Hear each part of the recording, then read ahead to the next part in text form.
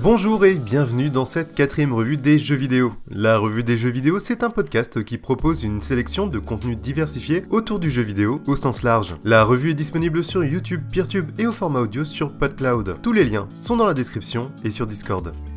Le thème de cette édition, c'est ce que transmettent les jeux vidéo, où l'on va parler de la vision de l'histoire dans Assassin's Creed Origins, puis nous discuterons de la façon dont nous faisons l'histoire des jeux vidéo, et de la façon dont les jeux vidéo transmettent un apprentissage. Et pour clore cette revue, un témoignage qui nous montre comment le quotidien peut changer nos façons de jouer aux jeux vidéo. Parle-moi des fausses momies qui se vendent ici. Je ne veux en aucun cas être mêlé à ça. C'est Ménéheth qui m'envoie. Ton silence insulte son sacerdoce. Je ne veux pas fâcher Ménéheth, ni les dieux. On nous force à vendre des articles de mauvaise qualité. Sinon, on détruit nos étals. Qui est ce on? Je ne peux pas parler. Retrouve-moi ce soir, à la lisière du village.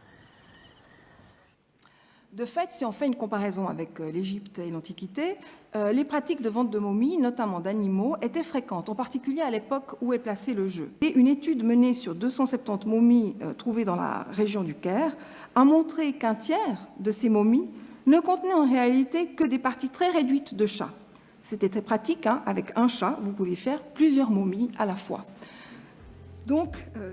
Et on commence avec cette conférence et table ronde autour de Assassin's Creed Origins. Une conférence à deux voix qui propose de revenir sur la question de la représentation de l'espace dans le jeu. La conférence est découpée en plusieurs points clés assez courts, chacun présenté avec un petit extrait vidéo du jeu qui permet de nous familiariser avec les questions qui vont être abordées et sur lesquelles l'analyse va s'appuyer.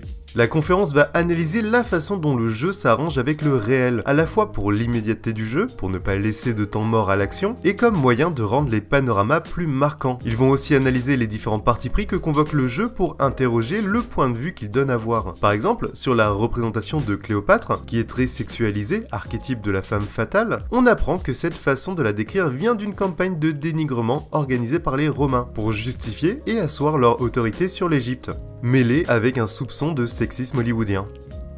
La conférence est suivie d'une table ronde passionnante durant laquelle les intervenants et intervenantes vont analyser le Discovery Tour, le fameux mode visite guidée du jeu, qui peut d'ailleurs être acheté tout seul, sans le jeu de base. Ils vont l'analyser et proposer un discours critique sur pas mal de points, dont la séparation du Discovery Tour avec le jeu et sa séparation avec l'acte de jouer. Et sur les inexactitudes dans les encarts et dans les textes proposés, pourtant montrés comme encyclopédiques. Ceci pour questionner les problèmes à vendre un produit commercial comme objet d'apprentissage ou comme musée virtuel, et qui plus est, un objet qui n'assume pas ses arrangements avec la réalité.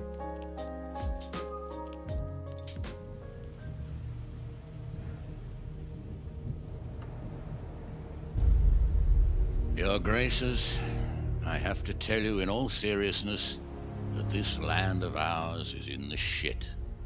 Deep fucking shit.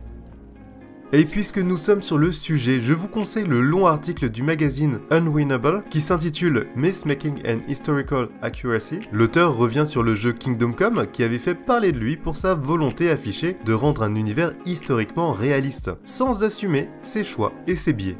L'article a été écrit un peu après la sortie du jeu et analyse point par point en quoi le jeu est en décalage avec son ambition de réalisme historique et comment, en fait, le jeu s'appuie bien plus sur des mythes. De la même façon, il analyse la façon dont sont représentés les différents personnages et comment ceux-ci sont le reflet d'une prise de position et de choix faits par l'équipe du jeu, allant du héros, Henry, aux différents protagonistes féminines, servant quasi exclusivement au sexe, et aux couples gays représentés comme des ennemis. L'article analyse tout ceci pour nous montrer le décalage entre la volonté affichée et la réalité du jeu, mais aussi pour discuter de ce que les jeux historiques disent sur notre époque.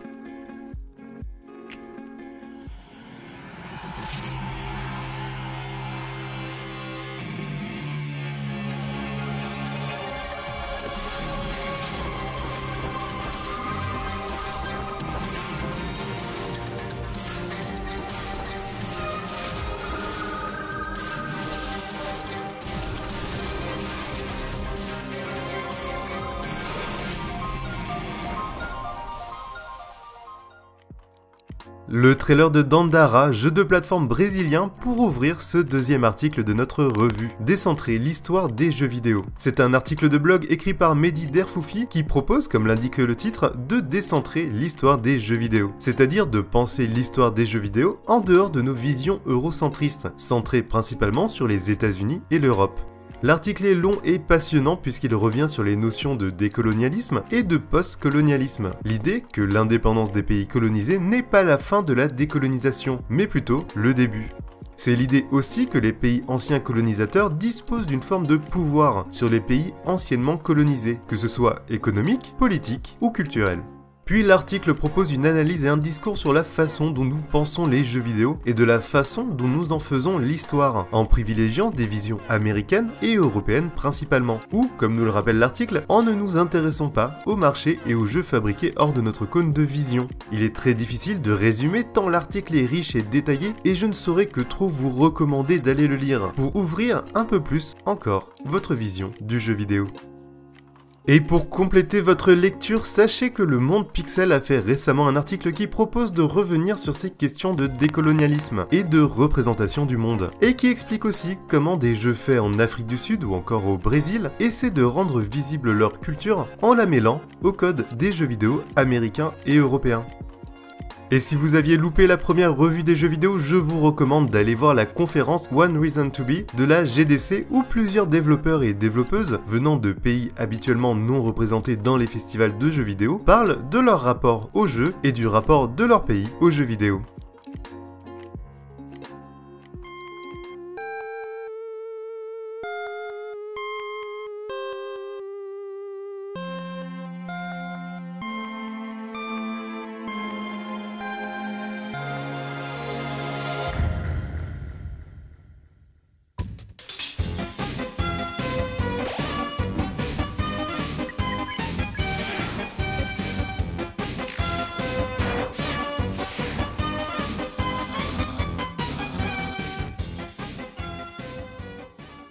Et on arrive à notre avant-dernier sujet, qui a d'ailleurs été publié au moment où j'écris ces lignes. C'est un article de blog publié par Esteban Green et qui analyse de quelle façon les jeux vidéo véhiculent des questions et comment ils peuvent être utilisés dans un cadre d'apprentissage. Il analyse comment ces jeux vont amener ou ne vont pas amener, justement, à l'apprentissage.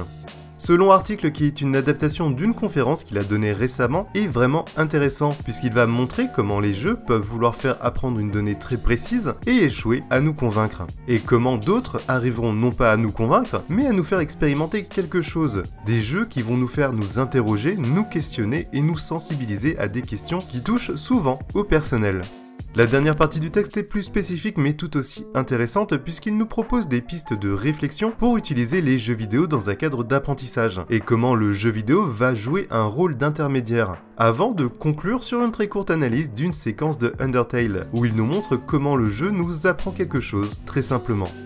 Et sachez que si vous n'avez pas le temps de lire ce long article, il en a fait un fil Twitter qui résume en gros sa pensée et son analyse. Un format inattendu mais plutôt chouette qui permet d'accéder à sa réflexion de façon plus concise et directe.